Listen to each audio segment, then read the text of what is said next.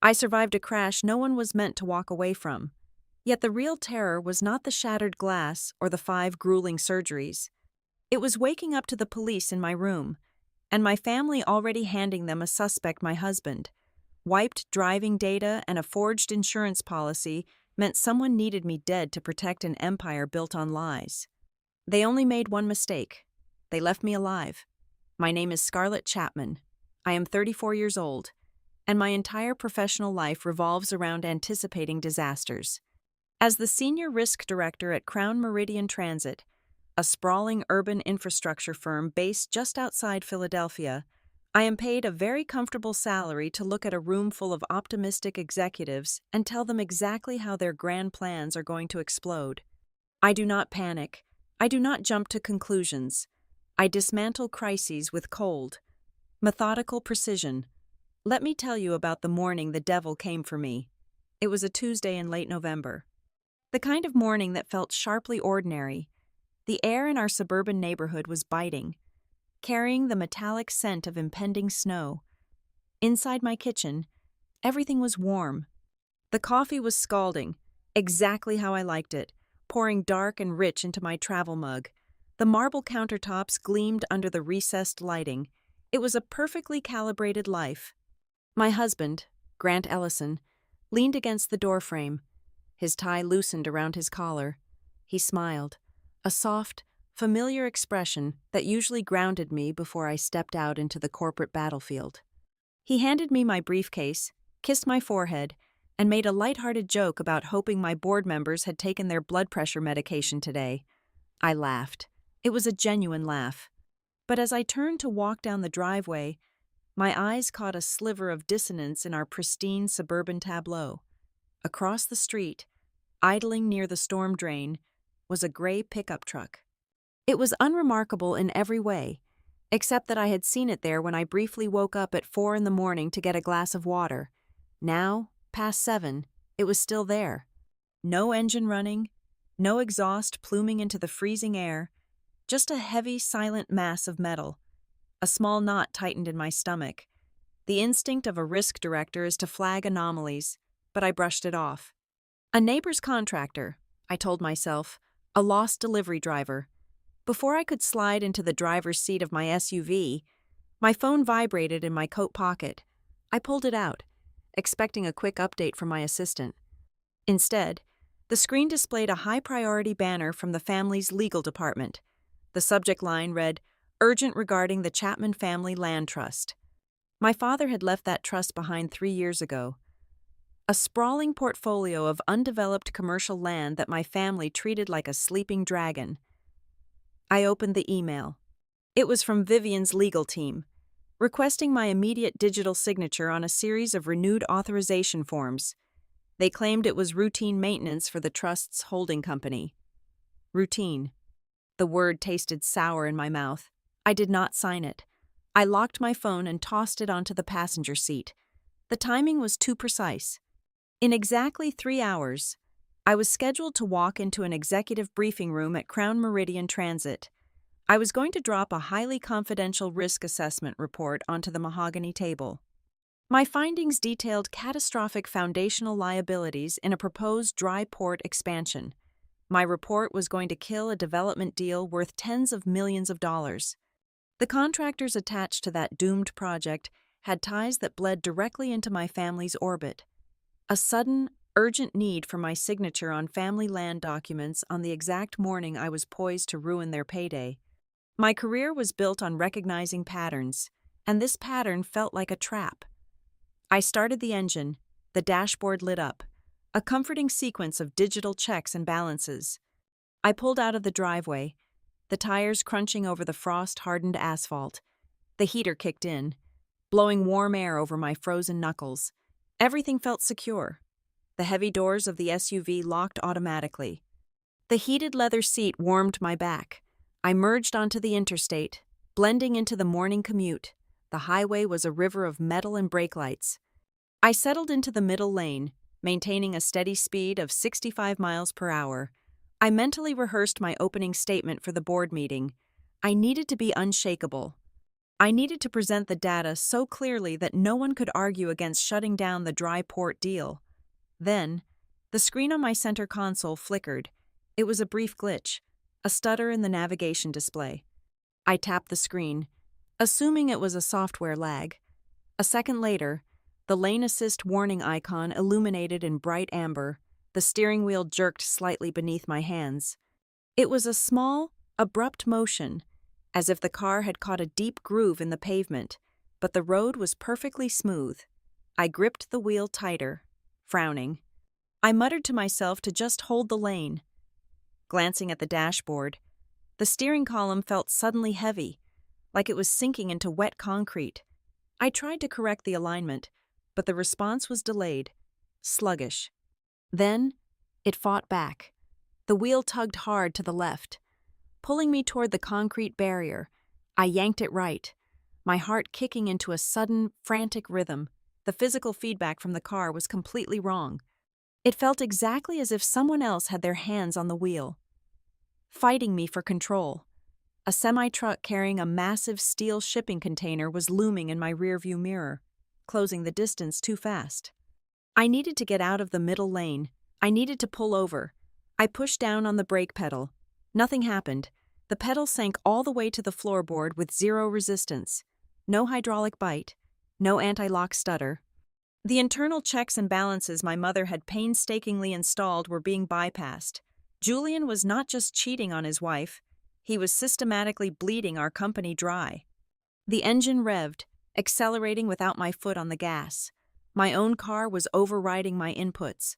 I slammed my palm against the hazard light button. It did not engage. The dashboard was now completely black. Every digital interface, every warning light, every safety protocol had just been erased. I looked up. The traffic ahead was slowing down. A dense wall of brake lights flared ruby red in the morning gloom. I was hurtling directly toward the back of a flatbed truck. The forward collision warning system, the one designed to shriek and automatically apply emergency braking, remained dead silent. I had maybe 3 seconds. I grabbed the steering wheel with both hands, bracing my shoulders, and threw my entire body weight into a sharp right turn, praying the mechanical linkage would override the dead software. The SUV swerved violently. The tires screamed against the asphalt, a high-pitched wail of burning rubber. I missed the flatbed by inches, but the momentum was too great. The heavy vehicle lost traction. We spun. The horizon turned into a chaotic blur of gray sky and spinning concrete. We slammed into the steel guardrail on the right shoulder. The sound of tearing metal was deafening, a catastrophic crunch that vibrated through my teeth. The guardrail buckled, and the SUV tipped. The world tilted sideways, then upside down. Gravity tore at me as the car rolled over the embankment. Glass exploded inward, a storm of glittering shrapnel raining over my face and hands. The airbags deployed with the concussive force of a gunshot, punching the breath out of my lungs. I was thrown against the restraints, my ribs taking the brutal impact of the seatbelt. The car rolled a second time, crushing the roof inward, snapping steel beams like dry twigs. Every impact was a symphony of destruction. Then, a final, bone-shattering crash. The SUV landed on its passenger side in the ditch, wedged against a thick cluster of frozen trees. Silence fell. It was a heavy, ringing silence, broken only by the hiss of steam escaping the crumpled radiator and the dripping of vital fluids. I hung suspended in the webbing of my seatbelt. My vision was swimming in red and black. I could not feel my left leg. A warm, sticky wetness was creeping down the side of my face, stinging my eye. Breathing felt like swallowing broken glass. I tried to move my hand to unbuckle the belt, but my shoulder screamed in agony. Completely immobilized. Through the shattered remnants of the windshield, the cold morning air poured in. I forced my heavy eyelids open, trying to make sense of the tilted, broken landscape. The frosty grass of the embankment was torn to shreds. And then I saw him. Standing at the top of the embankment, near the mangled edge of the guardrail, was a figure, a man wearing a dark, heavy coat. He was silhouetted against the pale winter sky, looking down at the wreckage. I opened my mouth to scream for help, but only a wet, pathetic wheeze escaped my throat. I waited for him to scramble down the hill. I waited for him to pull out a phone, to shout that he was calling 911, to ask if I was alive. He did none of those things. He just stood there, perfectly still, watching the crushed metal coffin that was supposed to be my grave. He was verifying the outcome. My vision narrowed to a tiny, dark tunnel. The edges of my consciousness were fraying, dissolving into the blackness. As the cold swallowed me, my final coherent thought was not a prayer. It was not a plea for my husband, or a desperate wish to survive. It was a cold, absolute certainty. Someone knew this was going to happen. Waking up was not a cinematic gasp for air.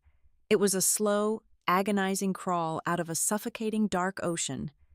My eyelids felt like they were woven shut with lead thread. The first thing that registered was the rhythmic, relentless chirping of a heart monitor. Then came the pain. It was not a generalized ache. It was specific and blinding.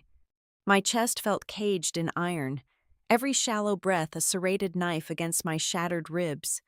My left leg was immobilized in a heavy, rigid cast, throbbing with a dull, sickening heat. My right shoulder was pinned, strapped tight, radiating a sharp agony that made my vision swim. Time had lost its shape. Days had vanished into the surgical ether. I would later learn it had been nearly a week. A week of induced coma, multiple major reconstructive surgeries, and machines breathing for me. My memory was a shattered mirror, reflecting only fragmented shards of metal and sky. I managed to turn my head a fraction of an inch against the stiff hospital pillow. Beside my bed, slumped in a vinyl chair that looked designed for torture, was Grant. He was asleep, but it was the jagged, restless sleep of a man running on fumes. His face was pale, shadowed by days of dark, unkempt stubble. He wore the same wrinkled button-down shirt from that morning, the morning that now felt like a previous lifetime. Both of his hands were wrapped tightly around my uninjured left hand. His grip was an anchor holding me to the earth. In that singular, quiet moment, a deep, undeniable instinct flared in my chest. You know the person you sleep next to. You know their scent, their weight, the cadence of their panic. Grant was shattered. Whoever had rigged that metal coffin, it was not the man holding my hand like it was his only lifeline. My dry throat managed a weak, raspy sound. Grant's eyes snapped open instantly. The relief that flooded his bloodshot eyes was so raw, it made my own chest ache worse. He stood up, leaning over me, whispering my name, his voice cracking. He pressed a trembling kiss to my forehead. But the tender reunion lasted exactly 1 minute. The heavy wooden door to the intensive care unit pushed open. The temperature in the room seemed to plummet. They walked in like a board of directors inspecting a slightly damaged asset. My stepmother, Lydia Chapman, wore a perfectly tailored cashmere cardigan, her face a mask of practiced, sorrowful concern that did not reach her calculating eyes. Behind her was my younger brother, Nolan. He looked pale, shifting his weight nervously from foot to foot, avoiding direct eye contact with the medical tubing snaking out of my arms. And trailing them, moving with the quiet, lethal grace of a viper, was my aunt, Vivian Dale. Vivian was the legal architect of the Chapman family. She surveyed the room, her gaze lingering on Grant with an icy, undeniable hostility. There was no warmth in this family reunion. There was only a suffocating, waiting tension. Before anyone could offer hollow platitudes about my miraculous survival, another figure stepped into the room, a man in a cheap gray suit holding a leather-bound notepad. He introduced himself as an investigator with the State Police Collision Reconstruction Unit. He looked at Grant, then at my family, before stepping closer to my bed. His voice was clinical, devoid of emotion, and every word he spoke dropped like an anvil onto my chest. The investigator stated that the initial forensic sweep of my vehicle had concluded. He paused, looking directly into my eyes. He said it was not mechanical failure. It was not bad luck. The data logs in the primary electronic control module had been manually scrubbed, erased, and they were not wiped by the impact. The timestamp on the deletion was exactly 2 hours before I left my driveway. Furthermore, the pre-collision safety mechanisms and the hydraulic braking limits had been deliberately overridden. Someone had plugged a diagnostic bypass module directly into the onboard diagnostic port beneath the steering column. They had turned my car into an unguided missile. The room went dead silent. Only the rhythmic beeping of my heart monitor filled the void, its pace quickening. Grant stepped back, his hands running through his hair in disbelief, muttering that it was impossible, that someone had tried to murder me. Vivian did not miss a beat. She stepped forward, her expensive heels clicking sharply against the linoleum floor. She looked at the investigator, her voice dripping with artificial hesitation. She suggested that perhaps the police should look closer to home. She turned her chilling gaze entirely onto my husband. She stated, with absolute venomous clarity, that Grant had always shown an excessive, probing interest in the Chapman family assets. Then she delivered the kill shot. She informed the detective that it was highly suspicious timing. Considering the life insurance adjustments made just a few days prior, my breath caught. The monitors shrieked a warning. I tried to speak, to ask what she was talking about. I had not touched my life insurance policies in 5 years. Grant looked at Vivian like she had lost her mind, his voice rising in anger as he demanded to know what lies she was spinning. But Lydia stepped up beside Vivian, her voice smooth and unyielding. She looked at me with faux pity and stated that the paperwork was entirely in order. She claimed they had received the updated beneficiary clauses just last week, complete with my certified digital signature. The investigator's demeanor shifted. He closed his notepad. The air in the room grew instantly heavy, charged with a new, terrifying direction. He did not slap cuffs on Grant right then and there, but he asked him to step out into the hallway. The request was not optional. It was a detention dressed up as an invitation for routine questioning. Grant looked at me, panic and betrayal warring in his eyes. He told me he would be right back, that he would fix this. I could not even squeeze his hand. I was paralyzed by the pain, by the drugs, and by the sheer magnitude of the nightmare unfolding around me. I watched helplessly as 2 uniformed officers escorted my exhausted, bewildered husband out the door. As the door clicked shut, I looked at the 3 people remaining at the foot of my bed. Lydia, Nolan, Vivian. They did not look like a family grieving a near-fatal tragedy. They looked satisfied. They looked like a jury that had just delivered a guilty verdict on a completely innocent man. They stayed for a few more agonizing minutes, offering empty comforts before the nurses finally shooed them away so I could rest. But there was no rest. That night, the hospital ward was submerged in a cold, dim light. The floor was quiet, save for the rhythmic, mechanical sighs of the life support machines down the hall. I lay awake, staring at the ceiling tiles, my mind racing through the fog of painkillers, the sabotaged brakes, the wiped data, the forged digital signature on an insurance policy I never touched. The immediate, perfectly coordinated finger-pointing, it hit me with the force of a physical blow. The person who rigged my car did not just want me dead. Death was only step 1 of the business plan. Step 2 was already in motion. They had painstakingly crafted a narrative for the aftermath. If I had died on that frozen embankment, Grant would have inherited the blame along with the altered insurance money, leaving the Chapman family estate completely unobstructed and in the control of Vivian and Lydia. They had built a perfect cage for him, constructed entirely out of my corpse. They had planned my murder, and they had planned the scapegoat. The only variable they had not accounted for was the fact that my heart was still beating. I waited until the afternoon shift change, when the hospital corridors were consumed by the chaotic shuffling of nurses and the clattering of medication carts. The moment my room was clear of any hovering relatives, I pressed the call button. I instructed the charge nurse that I needed to speak with the state police investigator immediately, and under no circumstances was anyone from my family to be permitted on the floor during his visit. He arrived 45 minutes later. He stepped into the sterile room, shutting the heavy door firmly behind him. I did not waste time with pleasantries or tears. I looked directly at him and demanded the granular details of the sabotage. My voice was a raw rasp, but the tone belonged to the risk director who dismantled corporate cover-ups for a living. The investigator leaned against the cold windowsill, his professional detachment slipping just enough to reveal a grim respect.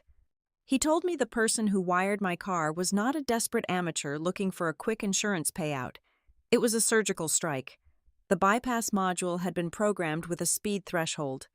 It was designed to lay completely dormant while I navigated residential streets at 20 or 30 miles per hour.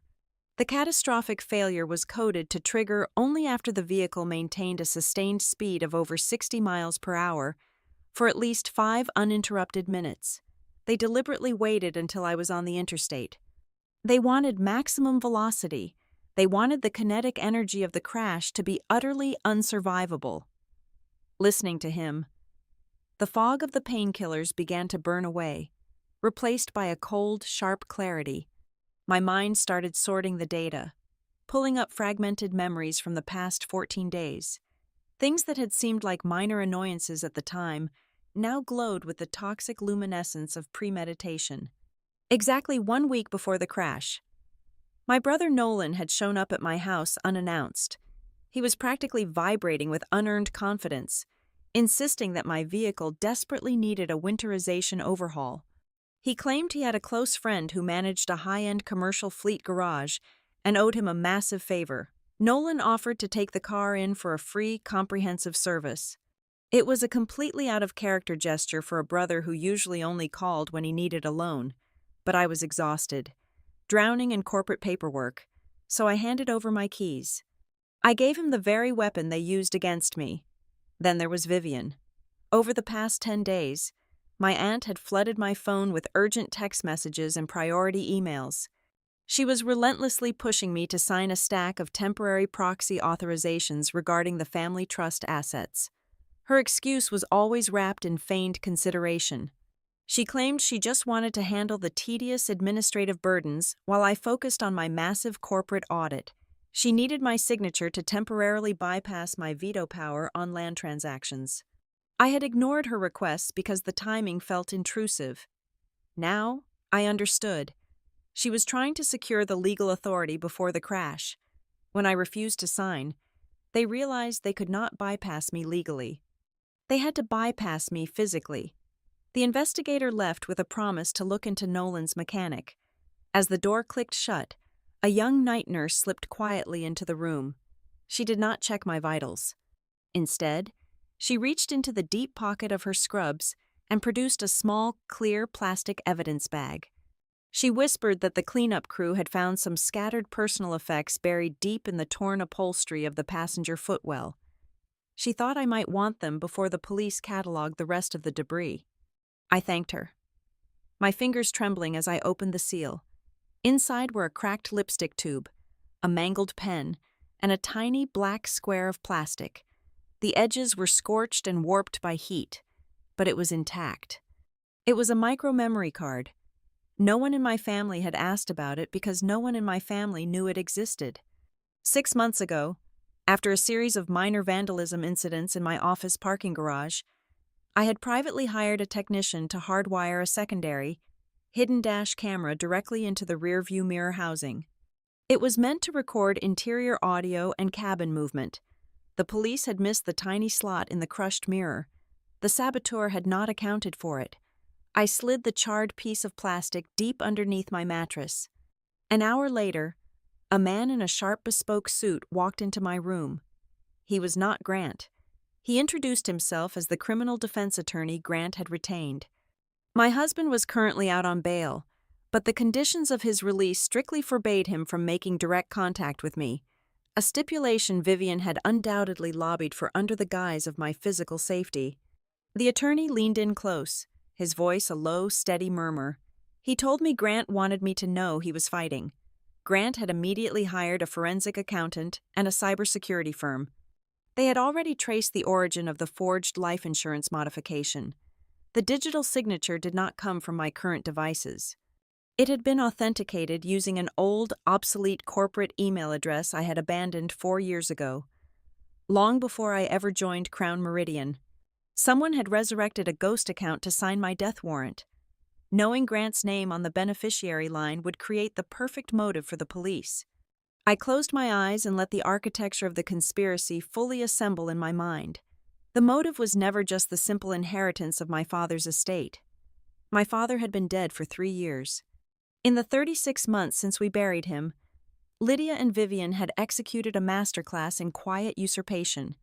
They had slowly isolated the trust, shifting accounts, changing legal counsel, and positioning themselves as the sole arbiters of the family wealth. But they could not liquidate the most valuable asset, the massive tracts of undeveloped commercial land, without my explicit consent. And then there was the Crown Meridian audit. In exactly 2 days, I was supposed to submit a devastating risk assessment that would permanently halt a new dry port construction project.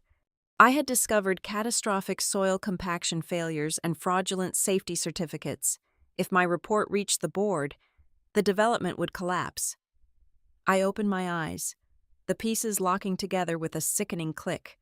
The primary construction firm contracted to pour the foundation for that dry port was a shell company with direct, undeniable financial ties to Nolan. This was not a domestic dispute over a life insurance payout. This was a multi-million-dollar corporate cover-up bleeding into a family trust heist. Nolan was buried in illicit debt from the failing port project. Lydia was desperate for the liquid cash the land sale would provide to maintain her lifestyle. And Vivian, the brilliant, sociopathic legal mind, had orchestrated the entire symphony. If I died, the Crown Meridian report vanished into the ether. The port construction continued. The family land was sold, and Grant went to prison for my murder. I stared at the blinking lights of the heart monitor, the searing pain in my ribs, the agonizing throbbing in my shattered leg, the absolute betrayal by the people who shared my blood. It all began to recede. It was replaced by a strange, freezing calm. It was the exact sensation I felt when I walked into a boardroom to dismantle a corrupt executive. They thought they had broken me. They thought I was lying here, a helpless, weeping victim, easily manipulated and safely sidelined while they wrapped up the loose ends of my life. They had spent months calculating my execution, but they failed to calculate the one variable that mattered most. I survived. I took a slow, agonizing breath, tasting the sterile hospital air. From this exact second forward, I was no longer a patient. I was no longer a grieving daughter or a betrayed sister. I was a risk director, and my family had just become the most catastrophic liability on my ledger.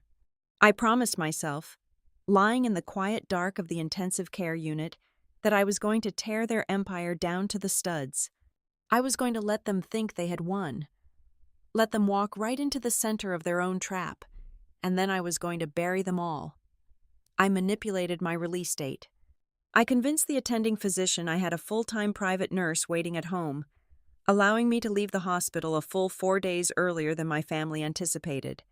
When my stepmother insisted on having her personal driver bring me back to my empty house, I played the exact part they demanded. I let my hands tremble visibly. I kept my gaze fixed on the floorboards. I flinched at sudden, loud noises. I needed them to see a shattered woman, heavily medicated and barely holding on to her sanity, a ghost simply trying to survive the next 24 hours. It worked. Lydia patted my knee with a condescending sigh. Completely convinced I was no longer a threat, walking into my own home felt like stepping into a crime scene masquerading as a sanctuary. Because Grant was legally banished by his bail conditions and forced to stay at a sterile hotel downtown, I was entirely alone. The silence in the hallways was heavy and oppressive. I limped into my home office, leaning heavily on an aluminum forearm crutch. My eyes, trained by years of corporate risk assessment to spot microscopic inconsistencies, immediately caught the subtle wrongness of the room. The heavy steel document safe bolted beneath my mahogany desk was locked, but the dial was resting on the number 7. I always spun it back to 0. I entered the combination. The hinges groaned. Inside, my passports and emergency cash were untouched, but the false bottom, a velvet-lined panel I had built myself, was slightly ajar. I pried it open. The thick manila folder containing my late father's handwritten estate notes was entirely gone. I looked up. My personal laptop, left on the credenza, felt strangely warm to the touch, as if its processor had been running intensive, encrypted data transfers just hours ago. They had not just searched my house. They had audited my entire existence while I was bleeding out in a surgical ward. I needed a ghost to fight a ghost. I used a prepaid burner phone Grant had smuggled to me via his lawyer to call Elias. Elias was an independent digital forensics contractor I frequently used for high-level corporate espionage audits at my firm. I gave him remote access to my home network and instructed him to pull the data from the charred memory card I had hidden in my hospital bed. It took Elias exactly 3 hours to crack the firewall on my compromised personal accounts. He called me back on the encrypted line, his voice a low hum of disbelief. He told me my two-factor authentication had been bypassed 4 days ago. The login originated from a static Internet Protocol address. I asked him to trace the registration. He read out the name of the leasing entity, and my blood ran cold. It was the commercial building housing Vivian's boutique law firm. My aunt had sat by my hospital bed, holding my hand and dabbing her eyes, while her paralegals meticulously scrubbed my digital life clean of any evidence that might implicate her. Then, Elias sent over a heavily corrupted video file.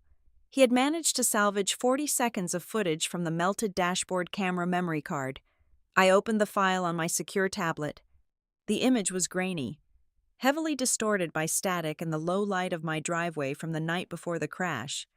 The timestamp read, 2:15 in the morning. A man stepped into the frame. He wore a dark, heavy utility jacket with a reflective stripe across the shoulders, the standard issue uniform for Chapman Logistics fleet maintenance. The camera angle was too high to catch his face, which was obscured by a pulled-down baseball cap. But he did not need a face. I watched him walk toward the hood of my car. He dragged his right leg slightly, a distinct, rhythmic hitch in his stride, a permanent, heavy limp. It was an injury sustained in a warehouse loading accident 3 years ago. I knew that limp perfectly. Everyone in the family knew it. It belonged to Mason Pike. Mason was the head garage manager for our commercial trucking fleet. More importantly, he was a man Nolan had personally hired and violently protected after a string of undocumented union disputes. My younger brother's most loyal attack dog was the one who wired my car for destruction. While Elias continued digging into the deleted email servers, I started tearing apart my physical mail. A stack of envelopes had been neatly piled on the kitchen island, curated by whoever had broken in to look entirely ignored. I sifted through the utility bills and glossy catalogs until I found a heavy, unmarked envelope shoved near the bottom. Inside was a thick stack of legal parchment. It was a supplementary insurance rider. I spread the pages across the cold marble countertop, using my good arm to smooth out the creases. The document was an addendum to an existing liability policy, but the payout structure had been massively amplified. The coverage limit had been bumped to a staggering $8 million. The effective date of the policy was exactly 3 days before my vehicle lost its brakes on the interstate. The primary beneficiary listed was still me. But it was the secondary clauses, buried deep on the 14th page in agonizingly dense legal jargon, that made the breath catch in my throat. It was a contingency clause regarding severe incapacitation or sudden death. If I was rendered unable to make medical or financial decisions, or if I perished, the entire $8 million payout bypassed the standard probate process. It did not go to my next of kin. It did not go to my husband. The clause specifically rerouted the massive disbursement into a holding trust managed entirely by the designated financial representative of the Chapman family estate. That representative was Vivian. I stood there, leaning my weight against the counter, reading the words over and over until the black ink blurred into a solid line. This was the masterpiece of their deception. When the police looked at the altered policy, they saw Grant's name on my marriage certificate and assumed he stood to gain everything.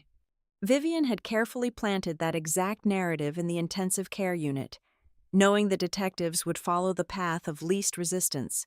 A greedy husband murdering his wealthy wife was a tale as old as time. The local authorities would never dig deep enough into the corporate trust bylaws to realize the money was designed to take a sharp right turn the moment I flatlined. Grant was never going to see a single dime of that blood money. He was never the intended beneficiary. He was just the sacrificial lamb led perfectly to the slaughter. He was positioned to take the fall and rot in a prison cell while Vivian, Lydia, and Nolan quietly absorbed my wealth, sold off my father's legacy, and walked away with absolutely clean hands. The trap was breathtaking in its cruelty and its brilliance. They had engineered a flawless scenario where my murder would legally fund their entire criminal enterprise, with the state police acting as their unwitting cleanup crew. I carefully folded the insurance rider and slid it into the pocket of my sweater. The trembling in my hands stopped completely. The terrified, broken woman they thought they had sent home was dead and buried. I was going to burn their house to the ground, and I was going to use their own matches to do it. I needed someone completely outside the Chapman sphere of influence. Through the secured, encrypted application on the burner phone Grant had provided, I retained an aggressive, independent probate litigator based out of New York. I paid his exorbitant retainer using an offshore emergency account my family did not know existed.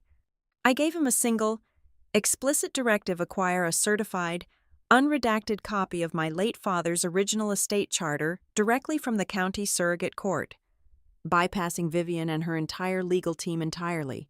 He delivered the files to my secure server 24 hours later.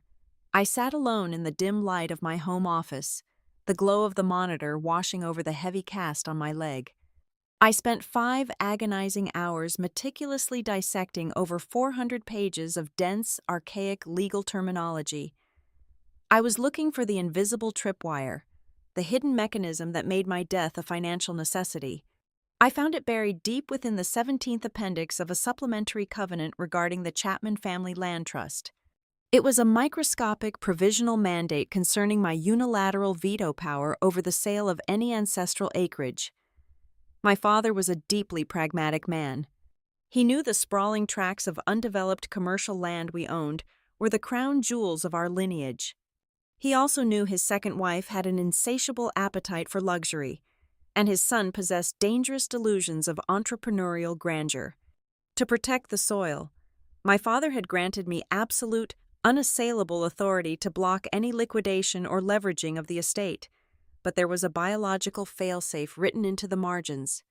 The clause stated that if I perished before reaching my 35th birthday, or if a licensed medical board declared me legally incapacitated and unable to manage my affairs for a continuous period exceeding 90 days, my singular veto power would automatically dissolve. It would not pass to my husband. It would not go to an independent trustee. The absolute authority over the family land would immediately transfer to a newly formed 3-person voting committee. I stared at the glowing screen, my heart hammering a cold, steady rhythm against my fractured ribs. The 3 designated members of that contingency committee were Lydia, Vivian, and Nolan. The exact 3 people currently already picturing Grant in prison blues. I am currently 34 years and 8 months old. They had a 4-month window to eliminate me before the estate locked them out permanently. The motive suddenly crystallized, but I needed to understand the scale of the prize. I instructed my New York attorney to pull the recent municipal zoning overlays for the county. The ancestral dirt was not just sentimental farmland anymore. Our undeveloped acreage sat directly in the path of a newly approved high-speed freight and logistics corridor. A massive international development consortium had spent the last 2 years quietly acquiring every adjacent parcel of land. Our property was the final, critical piece of the puzzle. Without my veto blocking the transaction, that dirt could be sold to the consortium for hundreds of millions of dollars in a clean, unconditional corporate buyout. But greed alone did not explain the sheer, reckless desperation of a staged car crash. Greed is patient. Panic is violent.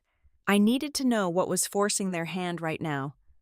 I tracked down Arthur Pendleton. Arthur had been my father's fiercely loyal chief auditor for 3 decades, before Vivian quietly forced him into early retirement 2 years ago. I called him on the encrypted line. When he heard my voice, he wept. He thought I was dying in a hospital bed. Once he calmed down, I asked him to tell me the secrets he was never allowed to put on paper. Arthur did not hesitate. He revealed that Nolan was not just struggling financially, he was drowning in an inescapable abyss. My brother had personally guaranteed a massive, high-density residential development project down in Baltimore. The project had gone catastrophically bankrupt, leaving Nolan exposed to over $12 million in predatory, high-interest mezzanine debt. The private equity collectors were circling him, threatening to seize everything he owned. Lydia's situation was equally toxic. Arthur suspected that my stepmother had been illegally pledging restricted trust shares as secondary collateral to maintain her exorbitant, 8-figure lines of credit with overseas banks. I closed my eyes, letting the staggering weight of their crimes wash over me. If I survived the year and conducted my routine, annual forensic review of the trust ledgers, I would instantly spot the missing collateral and the unauthorized pledges. I would be legally obligated by my fiduciary duty to report them for massive financial fraud. If I lived, Nolan and Lydia were going to federal prison. If I died, they gained absolute control of the committee, sold the land to the logistics consortium for a fortune, quietly erased all their illicit debts, and walked away as untouchable multimillionaires. The entire architecture of the conspiracy was finally laid bare. It was breathtaking in its scope. But as I sat in the silent, empty house, a new, much darker question began to chill the blood in my veins. Nolan was a coward. He lacked the discipline and the intellect to orchestrate a digital homicide and manipulate vehicle telemetry data. Lydia was too vain and erratic to coordinate a flawless frame-up of my husband. They were desperate, greedy participants, but neither of them possessed the cold, calculating genius required to build a trap this sophisticated. It required a mind that viewed human life purely as a depreciating asset on a balance sheet. A mind that could simultaneously draft a forged insurance addendum, resurrect obsolete email accounts to fake digital signatures, legally isolate a grieving husband, and hire a fleet mechanic to cut a hydraulic brake line without leaving a single fingerprint. Every legal trapdoor, every forged document, every perfectly timed accusation, every alternative escape route led directly back to one person, Vivian Dale, my father's sister, the woman I had called my aunt since I was a child, the woman who used to braid my hair before school, the brilliant attorney who had sat me down in her opulent office 10 years ago and taught me how to read the fine print on predatory contracts so no man could ever take advantage of me. I realized, with a sickening clarity that felt like swallowing ice, that she had not taught me those lessons out of love. She taught me because she was the apex predator in the room, and she respected the game. She was the absolute legal mastermind behind the entire family. She had drafted the will. She had inserted the fail-safe clause. She had watched Nolan and Lydia drown in debt and saw the perfect opportunity to mobilize them as her weapons. She was not just the family lawyer. She was the architect of my assassination. And she was currently sitting in her mahogany office, waiting patiently for my broken body to finally give out so she could collect her masterpiece. The greatest advantage you can possess against a predator is their absolute conviction that you are already dead. I invited them into my home on a Tuesday afternoon. The sky outside was a bruised, heavy purple, threatening a winter storm. I sat in a high-backed armchair in the center of the living room, swathed in a thick wool blanket. I had purposely neglected to brush my hair, and I skipped my prescribed anti-inflammatory medication, so the swelling in my face and the stiffness in my joints would be painfully authentic. Lydia, Vivian, and Nolan arranged themselves on the velvet sofa opposite me. They looked like a tribunal of polished vultures. I poured them tea with a trembling hand, letting the porcelain cup rattle loudly against the saucer. I fed them the exact narrative their egos demanded. I wept softly, burying my face in my good hand, and told them how terrified I was. I babbled incoherently about how the state police were incompetent, how the altered insurance policy must have been a bizarre corporate clerical error from my old firm, and how the car crash was simply a horrific stroke of bad luck. I watched their micro-expressions. Lydia let out a long, theatrical sigh of relief. her shoulders dropping 2 inches. Nolan shifted his gaze to the floor, a smirk of arrogance playing at the corners of his weak mouth. But Vivian was a different breed of monster. She simply offered a sympathetic nod, her dark eyes entirely devoid of warmth, studying me like a specimen on a slide. Then, I cast the bait. I looked directly at my brother, my voice wavering with perfectly manufactured exhaustion. I told him the pressure of the corporate audits and the burden of managing the family assets were crushing me. I whispered that I was seriously considering stepping away from everything, relinquishing my voting rights on the committee, and just selling my portion of the estate to find some peace. The air in the room crystallized. Nolan practically vibrated with sudden, poorly concealed greed. Lydia leaned forward, her eyes wide, opening her mouth to speak, but Vivian cut her off with a sharp, invisible warning glance. Vivian smoothly patted my knee and murmured that I should just focus on healing, and that the family would handle the heavy lifting. The trap was set. Now, I just had to wait and see how fast the rat would lunge for the cheese. It took exactly 14 hours. The very next morning, Vivian arrived unannounced. She carried a sleek black leather portfolio. She breezed past my foyer with a sympathetic smile, claiming she just wanted to drop off some hot soup and take a few tedious administrative chores off my plate. She opened the portfolio and slid a thick stack of stapled documents onto the kitchen island. It was a comprehensive, irrevocable transfer of authority and asset relinquishment contract. I stared at the pages. The legal framework was flawless. It was dense, ironclad, and clearly drafted weeks in advance. It proved, beyond a shadow of a doubt, that she had been eagerly anticipating the moment my spirit broke. She handed me a gold-plated pen, her eyes shimmering with predatory anticipation. I did not sign. I pressed my fingers to my temples, feigning a sudden, blinding migraine from my concussion. I told her the letters on the page were swimming, and I needed to rest my eyes before I could legally review anything. I promised I would sign them tomorrow.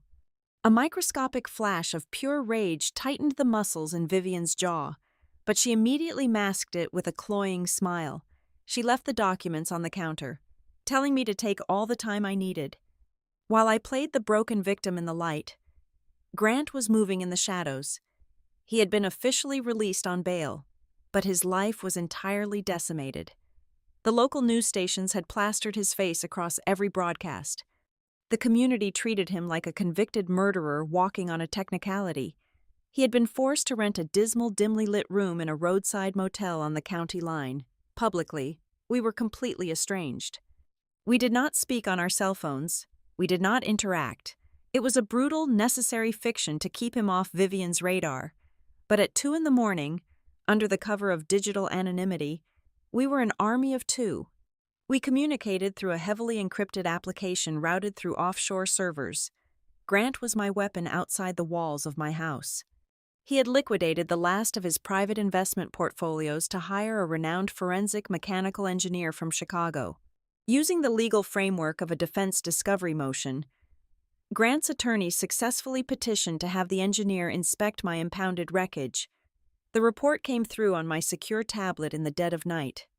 The engineer bypassed the physical damage and extracted the residual digital footprint left on the electronic control module. He discovered that the device used to wipe the vehicle's telemetry was not a generic, black market hacking tool. It was a highly specialized, proprietary diagnostic interface. It was a piece of hardware strictly leased to major commercial freight operators for calibrating heavy-duty diesel engines. There were only 3 commercial garages in the entire tri-state area authorized to possess that specific firmware tool. One of them was the primary maintenance hub for Chapman Logistics. We had our undeniable physical link. The sabotage was executed using our own family's corporate equipment. But before Grant's attorney could quietly tip off the state investigator to request a search warrant for the shipping yard, the board shifted again. The investigator had placed a routine phone call to the Chapman garage, leaving a voicemail for the head manager, Mason Pike, requesting a brief, informal interview regarding employee access logs. When the state police arrived at the yard the following morning, The manager's office was empty. Mason Pike's locker had been scrubbed clean. His emergency contact number was disconnected. He had vanished without collecting his final paycheck. Mason was a ghost. He knew the authorities were closing in on the technical anomaly, and more importantly, he knew the people who hired him viewed him as a highly disposable liability. His disappearance was the ultimate confirmation of his guilt, and a glaring signal that the syndicate was beginning to panic. That panic bred a new, terrifying recklessness. It happened on a Thursday evening. A fierce winter storm had finally broken over the county, hammering the roof with sleet and drowning out the noise of the street. My leg was throbbing with a sickening, hot intensity. I limped into the master bathroom to take my prescribed pain medication. I reached into the medicine cabinet and pulled down the familiar amber plastic bottle. I flipped open the bottle and shook 2 tablets into my palm. I reached for a glass of water, but a primal, icy instinct froze my hand in midair. I looked down at the tablets. They were perfectly round, smooth, and stark white. My heart slammed against my ribs, suddenly beating so fast it made my vision blur. I poured the rest of the bottle onto the pristine white marble of the vanity. Dozens of round white pills scattered across the surface. Yesterday, my pain medication had been pale blue and distinctly oval-shaped. I did not breathe. I did not move. I slowly picked up one of the white pills and held it under the harsh, bright glare of the vanity light. I squinted at the tiny, alphanumeric code stamped into the chalky surface. I limped back to my bedroom, grabbed my secure tablet, and typed the imprint code into a pharmaceutical database. The search result loaded, and the air evaporated from my lungs. It was not oxycodone. It was a maximum strength dose of a potent central nervous system depressant, typically prescribed for severe psychiatric sedation and cardiac stabilization. If I had taken those 2 pills on top of the muscle relaxers already in my system, I would have been completely incapacitated by morning, my body shutting down into a dangerous, unnatural stillness while I slept. The coroner would have ruled it a tragic, accidental overdose by a depressed, traumatized woman struggling with chronic pain. I stood in the silent, empty house, listening to the sleet lash against the reinforced glass of my windows. Someone had been inside my home. They had bypassed the security system, walked up my stairs, and meticulously swapped the contents of my medication bottle while I was asleep or looking the other way. The rules of engagement had fundamentally changed. Vivian and Lydia were no longer content to wait for me to sign their proxy forms. They were no longer relying on the slow, bureaucratic machinery of the legal system to secure their prize. The slow approach was taking too long, and Mason Pike's disappearance had spooked them. They were not just trying to cover up their past crimes anymore. They were actively hunting me in the present. This was no longer a methodical investigation into a past assassination attempt. It was a brutal, ticking countdown. They had missed the first time on the highway. They had missed the second time in my bathroom. I swept the lethal pills into a plastic biohazard bag and hid it inside the lining of my winter coat. I was completely alone in a house that was no longer a sanctuary, fighting an enemy who possessed the keys to my front door. The cat and mouse game was over. We were now locked in a cage, and only one of us was going to walk out alive. I chose St. Jude for a very specific reason. It was an echoing, Gothic stone cathedral in the heart of the city's historic district, smelling perpetually of melting beeswax and damp limestone. More importantly, it was the parish our father had dragged us to every Sunday morning when we were children. Beneath the vaulted ceilings and the judgmental gaze of stained glass saints, my younger brother had never been able to lie to our father without stuttering. I needed to strip away the armor of his corporate vice president title. I needed the terrified 10-year-old boy who used to hide behind my legs when he broke a vase. I sat alone in the 4th row, my heavy coat draped over my aching shoulders, leaning my weight against the polished oak pew. I listened to the hollow, rhythmic echo of footsteps approaching from the narthex. Nolan walked down the center aisle. He was dressed in a bespoke charcoal suit that cost more than a decent used car, but the tailoring could not hide the frantic, nervous energy vibrating through his frame. He stopped at the edge of my pew, glancing over his shoulder at the empty cathedral.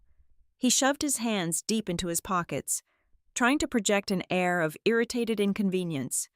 He asked me why I had summoned him to a freezing church on a Thursday afternoon when he had a board meeting in 2 hours. I did not stand up. I did not raise my voice. I simply looked up at him, letting the heavy, suffocating silence stretch until he shifted his weight uncomfortably. Then I spoke. I asked him how the weather was down in Baltimore. The blood drained from Nolan's face so fast his skin took on the color of wet ash. He opened his mouth to deflect, to feign ignorance, but I did not give him the space to breathe. I kept my voice flat and clinical. I told him I knew about the $12 million in mezzanine debt. I told him I knew his residential project was bankrupt, and I knew the private equity firms were preparing to seize his personal assets. He gripped the edge of the wooden pew, his knuckles turning entirely white. He stammered that I was insane, that he did not know what I was talking about. I delivered the final blow. I whispered the name Mason Pike. The arrogant facade shattered into a million irreparable pieces. Nolan's knees literally buckled. He collapsed onto the wooden bench beside me, burying his face in his trembling hands. The sharp scent of his expensive cologne was suddenly overpowered by the acrid stench of cold sweat. He did not look like a ruthless corporate saboteur. He looked like a cornered animal preparing for the slaughter. He began to babble, the words tumbling out of his mouth in a pathetic, disjointed stream of panic. He swore on our father's grave that he never wanted me dead. He swore it was a catastrophic mistake. He confessed that he was drowning, that the loan sharks were threatening to break his legs if he did not produce the first installment of the balloon payment by the end of the quarter. He admitted he had approached Mason Pike. But he claimed the mandate was never assassination. Nolan sobbed, his shoulders heaving, insisting the plan was merely to teach me a lesson. Mason was supposed to orchestrate a minor fender bender, a ruptured tire, a deployed airbag, something just violent enough to break a collarbone or a leg. The entire goal was to confine me to a hospital bed, heavily medicated and completely distracted, just long enough for the proxy deadline on the Chapman family land trust to expire. Once I was medically sidelined, the voting power would transfer. The land would be sold to the logistics consortium, and Nolan could wash his $12 million debt completely clean. I stared at the trembling man beside me. A part of me, the sister who used to tie his shoelaces, wanted to believe his tears were born of genuine remorse, but the risk director in me analyzed the data with merciless clarity. Nolan was a coward. He was a creature of pathetic, desperate greed. But as I watched him hyperventilate in the quiet church, a profound realization washed over me.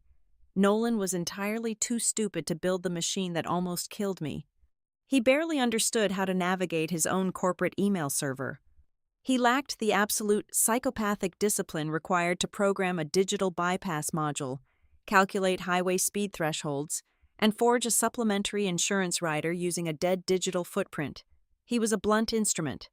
Someone else had taken his desperate desire for a minor accident and silently upgraded it to a flawless homicide. I asked him who gave him the idea to use Mason. I asked him who handled the paperwork for the predatory loans. Nolan wiped his face with a trembling hand. He looked at the altar, his voice dropping to a terrified whisper. He told me Lydia was the one who had introduced him to the shadow lenders. She had practically forced the pen into his hand, promising him that the ancestral dirt would cover all their sins once my veto power was removed. But it was his next sentence that made the temperature in my blood plummet. Nolan turned to look at me, his eyes wide with raw, unfiltered terror. He said Vivian had been the one to comfort him when he started getting cold feet about the accident. Vivian had poured him a glass of scotch the night before I lost my brakes. She had looked him dead in the eye, perfectly calm, and offered a singular piece of instruction. She had told him, word for word, that if the morning proceeded on schedule, he was not to call her personal phone under any circumstances. The architecture of the betrayal was finally complete. Vivian had used Lydia's greed and Nolan's cowardice as the raw materials to construct my coffin. She had let Nolan believe he was ordering a simple assault. knowing full well she had already instructed Mason to sever the safety protocols entirely. She insulated herself behind layers of plausible deniability, using her own nephew as the expendable middleman. Before I could press him for the location of the loan documents, a sharp, violent buzzing erupted from Nolan's jacket pocket. He flinched as if he had been struck. He pulled out a cheap prepaid phone. He stared at the glowing screen, and whatever color had managed to return to his cheeks vanished instantly. He did not answer it. He looked at me, a wild, cornered desperation in his eyes. He stood up so fast he knocked the hymnal off the rack. He muttered that they knew he was here. He said they were watching everything. He backed away down the aisle, his designer shoes echoing frantically against the stone, before turning and sprinting out the heavy oak doors, leaving me alone in the freezing cathedral. I did not chase him. With my shattered leg, I could not have caught him anyway. I sat in the dim light for another 20 minutes, letting the adrenaline metabolize into a cold, hardened resolve. That night, the silence of my home was broken by a secure message from Elias. My digital contractor had been monitoring the local police scanners on my behalf. At 8 o'clock in the evening, patrol units responded to a noise complaint at a luxury high-rise in the financial district. It was Nolan's penthouse. Elias forwarded me the preliminary dispatch notes. It was not a robbery.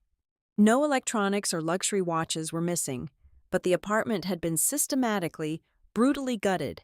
The custom drywall had been smashed open. The mattresses were slashed to ribbons. The floorboards in the master study had been pried up with a crowbar. Someone had tossed my brother's life into a wood chipper. They were not looking for money. They were hunting for leverage. They were looking for any physical evidence Nolan might have kept to prove he was acting under Vivian's orders. I locked my tablet and stared out the window into the pitch-black night.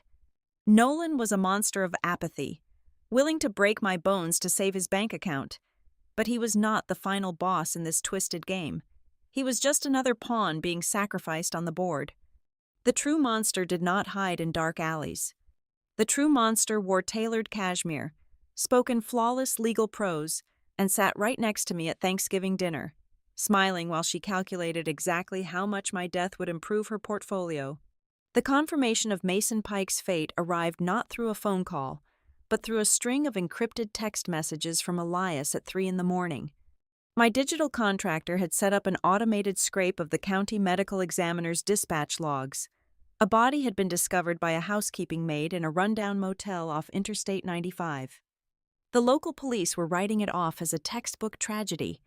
A transient mechanic, a needle in his arm, and a lethal dose of synthetic opioids on the nightstand. I sat in the dark of my kitchen, the blue light of my tablet reflecting off the cold marble counter. I knew Mason Pike. I knew his personnel file at Chapman Logistics.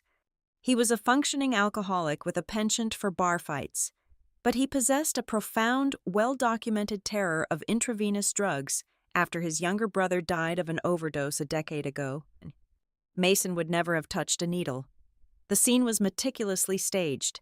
The mechanic had outlived his usefulness the second the state investigator requested his time cards. Vivian had ordered the loose end severed, turning a hired saboteur into a tragic, silent statistic. The blood in my veins felt like ice water. The game had escalated into active, unhesitating murder, and my aunt was moving the pieces with terrifying efficiency. 10 minutes after the news of Mason broke, Elias sent a second, much larger data payload. He had spent the last 48 hours brute-forcing his way through the archived, deleted outbox of Vivian's private law firm server. He bypassed the paralegals and went straight for the encrypted traffic routing through her personal machine. He found a single, damning thread of correspondence. It was an email sent to the primary holding bank of the Chapman Family Land Trust. The timestamp was what made the breath catch in my throat. It was sent at 10 a.m. on the exact day of my crash. At that precise minute, I was lying on an operating table, my chest cracked open, technically flatlining while a surgical team fought to restart my heart. No doctor had issued a prognosis. My own husband did not even know if I would survive the afternoon. Yet, Vivian was already filing the official legal notification of my permanent incapacitation. She had attached a drafted, unexecuted addendum transferring my voting rights to the three-person committee, instructing the bank executives to prepare for an immediate transition of power. She did not wait for the hospital to declare me brain dead because she never expected me to make it to the hospital at all. Her email was not a contingency plan, it was a victory lap. Before the sun even came up, the final piece of the puzzle arrived, delivered by the ghosts of my father's past. I heard a faint rustling against my front door. I grabbed the heavy brass fire poker from the hearth, my heart hammering against my fractured ribs, and limped toward the foyer. When I pulled the door open, the porch was empty, save for the biting winter wind and a thick, unmarked manila envelope resting on the welcome mat. I locked myself in the office and tore the envelope open. It contained a stack of heavily redacted bank ledgers and a single unsigned handwritten note. The handwriting belonged to a former senior accountant who had been quietly forced out of the Chapman corporate office shortly after Vivian took the reins. The note simply read that some ledgers could never be fully erased. I spread the papers across my mahogany desk. They were wire transfer records originating from a shadowy Delaware shell company named Apex Holdings. For the past 6 months, Apex Holdings had been funneling perfectly structured payments of exactly $9,900 just under the federal reporting threshold into 2 distinct accounts. One account belonged to Mason Pike. The other account belonged to Vivian's most trusted senior paralegal. The financial loop was closed. Lydia needed the land sale to cover her disastrous overseas collateral. Nolan needed the land sale to save his kneecaps from Baltimore loan sharks. But Vivian was the puppet master holding the purse strings, paying the mechanic to cut the brakes and paying her staff to forge the insurance signatures. As I stared at the paper trail, a sickening wave of grief and rage washed over me. I leaned back in my leather chair, closing my eyes, remembering a crisp autumn afternoon 10 years ago. I was 24 years old, fresh out of graduate school, and terrified of my first corporate contract negotiation. Vivian had invited me into her opulent corner office, poured me a glass of expensive sparkling water, and spent 3 hours dissecting the document line by line. She had pointed her perfectly manicured finger at a buried liability clause and told me to never let a partner or a man blindside me. She said the world was full of predators, and the only way to survive was to read the fine print before they could wrap it around my neck. I had worshipped her brilliant, protective strength. I had spent my entire adult life trying to emulate her unyielding armor, but sitting in the ruins of my own home, the brutal truth finally snapped into focus. Vivian had not been teaching me how to defend myself against the monsters of the corporate world. She was admiring her own reflection. She taught me how to spot a fraud because she was the most spectacular, ruthless fraud in the room. But a legal mind as calculating as Vivian's did not orchestrate a high-risk vehicular homicide merely to help her idiot nephew and greedy sister-in-law cover their debts. There had to be a larger, more lucrative prize. I pulled my secure tablet from the drawer and opened my encrypted work files from Crown Meridian Transit. I pulled up the devastating risk assessment report I was supposed to deliver on the morning I almost died. I scrolled past my own technical notes regarding the catastrophic soil compaction failures at the proposed dry port project. I scrolled down to the corporate ownership structure of the primary contractors involved. I cross-referenced the primary investor group funding the dry port development with the Delaware shell company that had just paid for my assassination. It was a direct, undeniable match. Apex Holdings was the anchor investor. The floor felt as though it were dropping out from beneath me. The Chapman family land was just a convenient collateral prize. The real motive was self-preservation on a massive, federal scale. If I had walked into that Crown Meridian boardroom and submitted my report, the corporate executives would have been legally obligated to halt the port development. That halt would have triggered an automatic, mandatory federal audit of the investors. The feds would have ripped Apex Holdings apart. They would have discovered a sprawling, multi-million-dollar money laundering syndicate operating under the guise of urban infrastructure development. And Vivian Dale was sitting right at the center of the web. I was not just targeted because I held a veto over a plot of ancestral dirt. I was targeted because I was a corporate whistleblower standing on the trapdoor of a massive racketeering operation. I was about to accidentally obliterate Vivian's entire shadow empire. I looked at the mountain of evidence covering my desk. The IP addresses, the forged signatures, the wire transfers, the telemetry data, and Nolan's terrified confession. I had enough ammunition to walk into the district attorney's office and demand 3 arrest warrants by noon. But a cold, dark realization settled into my bones. If I handed this to the police, Vivian would simply deploy her army of high-priced defense attorneys. She would bury the evidence in endless procedural delays. She would claim the paralegal acted alone, that Mason Pike was a rogue employee, and she would drag the litigation out for years while she sat comfortably in her mansion on bail. She did not deserve the sterile, slow machinery of the justice system. She deserved to feel the exact same sheer, suffocating terror I felt when my brakes failed at 70 miles per hour. I picked up the burner phone and drafted a heavily encrypted message to Grant. I told him to cancel the meeting with the state investigator. I told him we were not going to hand the files to the authorities. Instead, I was going to invite the predators right into the center of the room. I was going to play the broken, terrified victim one last time. I was going to let Vivian believe she had finally won. Let her hand me the pen to sign away my life, and then I was going to burn her empire to ash while she watched. The finest trap you can ever construct is the one your enemy firmly believes they built themselves. On a Monday morning, exactly 2 days after the lethal pills mysteriously appeared in my bathroom cabinet, I picked up my phone and made the hardest, most humiliating call of my entire life. I called Lydia. I forced my voice to crack and waver, meticulously modulating my breathing to mimic the onset of a full-blown panic attack. I told my stepmother I was completely exhausted. I confessed that the mounting medical bills, the crushing corporate pressure from Crown Meridian Transit, and the exorbitant legal fees required to defend my disgraced husband were actively bleeding my private accounts dry. I told her I was terrified, out of options, and just wanted the nightmare to end. I agreed to a private, closed-door family summit at the Chapman Estate on Lake Mercer. I promised I would sign the proxy transfer forms and officially withdraw my corporate risk assessment. I surrendered. The hook was set deep, and they swallowed it whole. While my family celebrated their perceived victory in the affluent suburbs, I was sitting inside a sterile, soundproof briefing room in the basement of the county courthouse. I sat directly across from my independent probate litigator, the lead collision investigator, and a hardline assistant district attorney who specialized in complex corporate racketeering. We laid out the entire paper trail.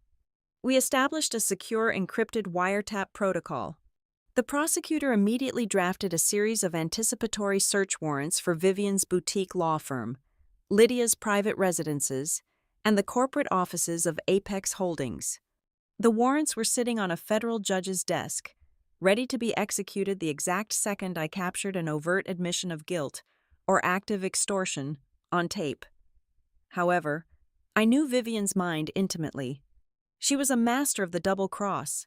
I could not risk her improvising a new, spontaneous frame job to eliminate Grant while I was isolated at the lake. I orchestrated my husband's schedule down to the exact minute.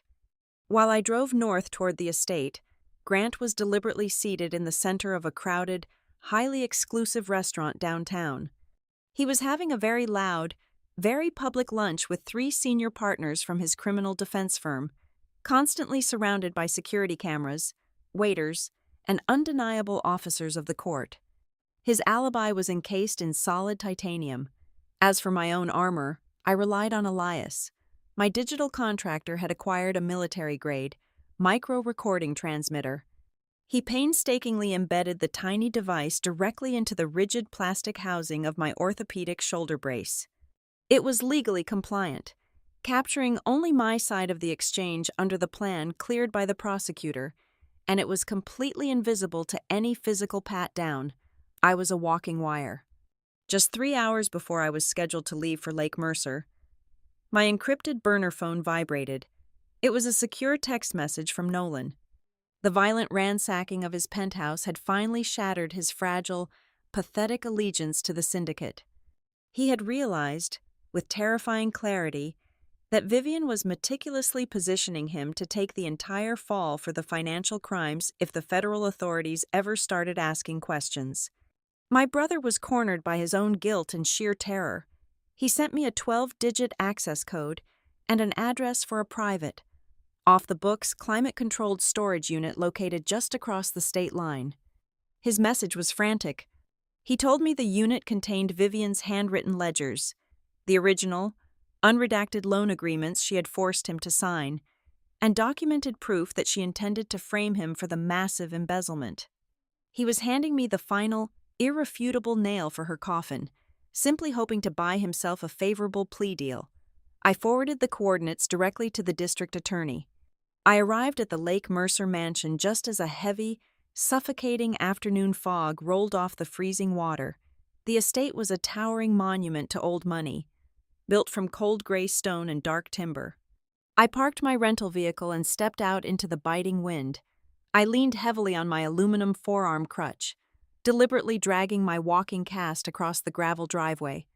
I kept my shoulders hunched, my eyes darting nervously toward the shadows.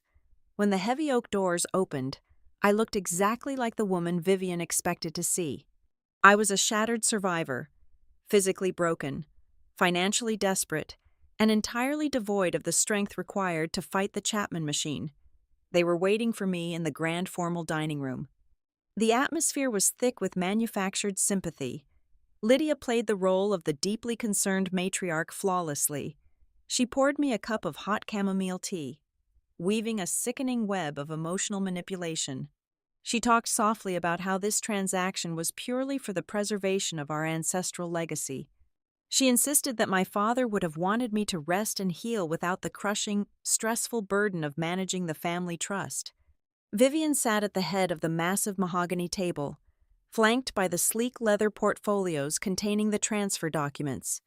Her voice was smooth, hypnotic, and layered with dense legal phrasing designed to paint my complete surrender as an inevitable, highly protective measure. She spoke about asset reallocation and liability shielding, making the theft of my inheritance sound like a generous favor. I played my part to absolute perfection. I let my hands tremble visibly so the teacup rattled loudly against the porcelain saucer. I allowed genuine tears of exhaustion to spill down my cheeks. I hesitated. I asked pathetic, desperately leading questions. I looked at Lydia and asked her why they had to push me so hard while I was bleeding in an intensive care unit. I looked at Vivian and begged her to explain why my horrific accident was not enough to make them slow down and show some mercy. I projected absolute, pathetic submission. I needed her towering arrogance to take the wheel. I needed her to feel so entirely untouchable that she stopped guarding her words. Vivian let out a sharp, irritated sigh. The weeping was testing her patience, and her flawless mask of civility finally cracked, revealing the cold, reptilian annoyance beneath. She leaned forward, resting her perfectly manicured hands flat against the table, her dark eyes locking onto mine with absolute disdain. She delivered the exact phrase I needed to trigger the federal warrants. She sneered, her voice dropping to a harsh, impatient whisper, stating clearly that if I had simply died that morning on the highway exactly as planned, this tedious administrative mess would have been resolved a long time ago. She ordered me to stop crying, pick up the pen, and sign the paper. The transmitter buried in my shoulder brace captured every single devastating syllable of her murder confession in pristine high-definition audio. The trap had slammed shut with bone-crushing force, but I did not stand up. I did not rip off the microphone or dramatically signal the police waiting miles away. I let out a soft, defeated sob, picked up the heavy gold-plated pen, and shakily signed my name on the dotted line. I handed over the total voting control of the Chapman Family Land Trust. I let them watch me surrender. I let them believe they had just executed the most brilliant, flawless corporate assassination in the history of the county. I wanted them to sleep soundly tonight, dreaming of their millions, because tomorrow morning, I was going to detonate the truth. I was not going to let them go quietly in the privacy of their lakeside mansion. I was going to wait until they stepped into the brightest, most public room they could find, surrounded by the people they needed most, and I was going to ensure that absolutely no amount of money could buy them an exit. I did not signal the federal agents to storm the lakeside mansion that afternoon. Arresting Vivian in the privacy of her own home would have allowed her to maintain her dignity. She would have calmly called her defense attorneys, posted a massive bail, and spent the next 3 years manipulating the narrative from her ivory tower. I did not want her to merely face justice. I wanted her to face absolute, irrevocable public annihilation. I wanted the floor to drop out from beneath her in the one room she thought she ruled completely. The emergency board meeting of the Chapman Family Land Trust convened at 9 o'clock the following morning. The gathering took place in the opulent, glass-walled conference room on the 50th floor of the downtown corporate plaza. When I arrived, the heavy oak doors were already closed. Inside sat the entire ecosystem of my family's greed. The lead investors from the logistics consortium were there, wearing custom-tailored suits and hungry smiles. The senior executives from the holding bank were present, eagerly reviewing the proxy transfer documents I had signed the day before. And sitting at the absolute center of power, radiating a smug, untouchable triumph, were Lydia and Vivian. They thought they were gathering to finalize the sale of the century. They thought my signature had officially removed the final obstacle to a payout worth hundreds of millions of dollars. They did not know I was standing in the hallway, flanked by the lead state police collision investigator, the assistant district attorney, and 3 federal agents specializing in corporate fraud. I pushed the heavy double doors open. The quiet hum of affluent conversation died instantly. Every head in the room swiveled toward me. I did not lean on my aluminum crutch this time. I walked in under my own power, my back perfectly straight, ignoring the sharp, agonizing burn in my healing leg. I took my place at the opposite end of the long mahogany table. I looked directly at Vivian. The triumphant smile on her face froze, then slowly curdled into a mask of rigid confusion. I did not wait for anyone to offer me a seat. I addressed the room. I announced my name and stated that I was the direct, surviving heir to the estate, and that I was formally revoking the proxy transfer due to extreme criminal coercion. The room erupted into a chaotic murmur. The bank representatives looked alarmed. Vivian stood up immediately, her voice cracking like a whip, demanding that security remove me from the building. She claimed I was suffering from severe post-traumatic stress, that the accident had fractured my mental stability, and that this outburst was a tragic medical episode. I placed my secure tablet flat on the polished wood. I tapped the screen. I told the investors and the bankers that before they signed a single binding contract with my aunt, they needed to review the actual cost of doing business with her. I systematically detonated her empire. I started with the financial fraud. I projected the heavily redacted bank ledgers onto the massive digital display screen at the front of the room. I showed the room the trust share fraud Lydia had been hiding for months. I exposed my brother's $12 million mezzanine debt and the predatory shadow loans he had signed. The bank executives immediately began shoving their paperwork back into their briefcases, their faces pale with the sudden realization that they were seconds away from underwriting a massive federal crime. Then, I pivoted from corporate fraud to attempted murder. I displayed the forged supplementary insurance rider. I showed them the digital footprint, tracing the falsified electronic signature directly back to a static Internet Protocol address leased by Vivian's boutique law firm. I laid out the wire transfer records originating from the Delaware Shell Company, proving the steady stream of payments routed directly to the late Mason Pike and Vivian's senior paralegal. I recounted my brother's terrified confession in the church. Vivian was gripping the edge of the table so hard, her knuckles were completely white. She was a cornered viper, hissing that the documents were fabricated, that it was a desperate, psychotic smear campaign orchestrated by my disgraced husband. She looked at the federal agents standing silently by the door and demanded they arrest me for corporate slander and extortion.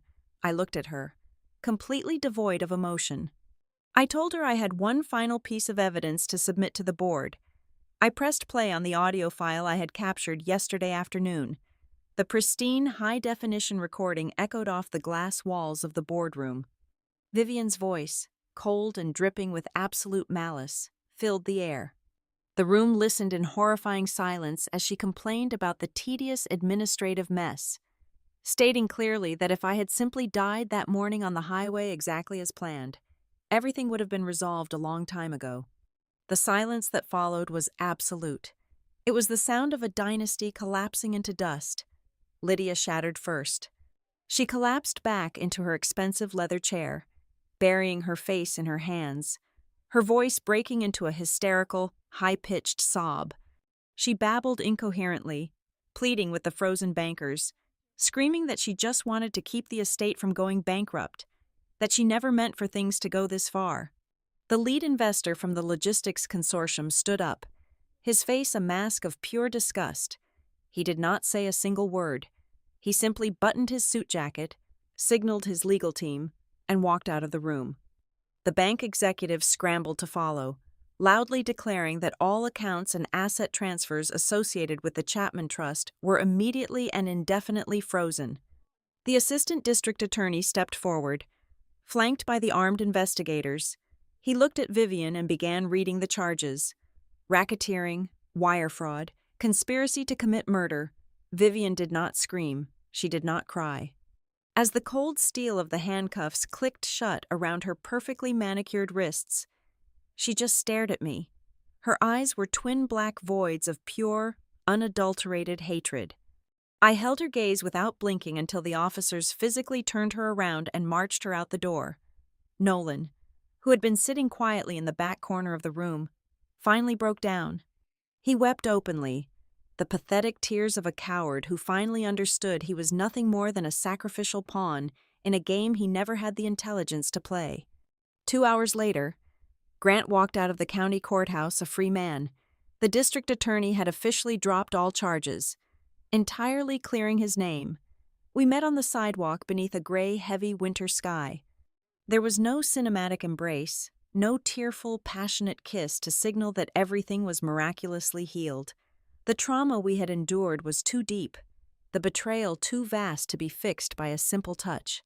Grant looked at me, his eyes carrying the heavy, exhausted weight of a man who had survived a war he never enlisted in. I looked back at him. We shared a long, quiet understanding. We had both walked through the fire, and we were both still breathing. That was enough for today. My final act of vengeance was entirely bloodless, clean, and utterly ruthless. With Vivian in federal custody and Lydia facing catastrophic fraud charges, I reclaimed my absolute veto power over the trust. I permanently blocked the sale of the ancestral dirt. I filed an emergency motion to order a complete, forensic federal audit of the entire Chapman financial empire. I systematically dismantled the holding companies, sold off my personal shares in a way that deliberately fractured their speculative development plans, and tied the remaining assets up in a web of philanthropic trusts. I took the exact prize they had tried to murder me for, and I locked it behind a titanium door they would never, ever be able to open. 3 weeks later, I stood on the pavement outside the towering glass facade of Crown Meridian Transit. The winter air was brutally cold, making the deep surgical ache in my leg flare up, a permanent physical reminder of the metal coffin on the highway. I pulled my heavy wool coat tighter around my shoulders. The scars on my ribs would never completely fade. The psychological fractures would take years to mend. But as I looked up at the corporate skyline, a profound sense of quiet settled over my mind. I was no longer a piece of data on a risk assessment sheet. I was no longer a target waiting in the crosshairs of my own family. But there was one final echo from the past. When I returned home that evening, a bonded courier was waiting on my porch. He handed me a thick, wax-sealed envelope. The return address belonged to a highly secretive, independent escrow firm in Boston. Inside was a single, pristine manila folder and a letter from the firm's managing partner. He explained that my late father had set up a blind, automated directive years ago. The firm was legally instructed to monitor my public records. If I ever suffered a life-threatening trauma, a severe accident, or a sudden, unexplained hospitalization, they were ordered to release this specific folder into my hands. I broke the wax seal. Inside was a collection of early handwritten notes my father had taken regarding Vivian's aggressive offshore banking habits. He had suspected her rot years before he died, but he lacked the concrete proof to destroy his own sister. Pinned to the front of the documents was a small piece of heavy cardstock. It was a note in my father's unmistakable, sharp handwriting. It read like a voice reaching out from the grave. If you are reading this, it means I was right about them. Do not just survive. Scarlett, end it. I struck a match, held it to the corner of the cardstock, and dropped it into the fireplace. I watched the flames consume the paper, turning the last piece of the Chapman legacy into ash. I had not just ended it, I had buried it. Thank you for listening to my story to the very end. I would love to know where you are all listening from today, so please leave a comment down below so we can connect and share our thoughts on the psychology behind family betrayals. If you enjoyed this journey, please make sure to subscribe to the Violet Revenge Stories channel, like this video, and show your support by hitting the hype button so this story can reach and be heard by many more people.